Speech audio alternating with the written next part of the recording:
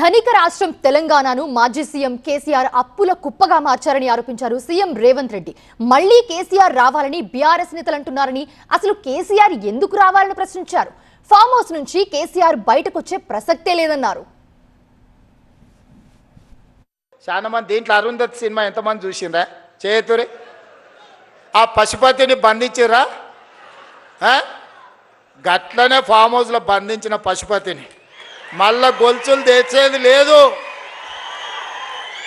అరుంధతి సినిమాలో రాక్షసుని ఎట్లయితే బంగళాల బూతు బంగళాలు వేసి బంధించినమో, ఈ రాక్షసుని కూడా ఫామ్ హౌస్లో గొలుసులు వేసి మా రైతులు బంధించారు. బయటికి రానిచ్చేదే లేదు. ఇక గదే జైలు, గదే మొత్తం. అంతేనా? సిద్ధమే కదా? మరి గట్టిగా సపట్లు కొట్టురిగా.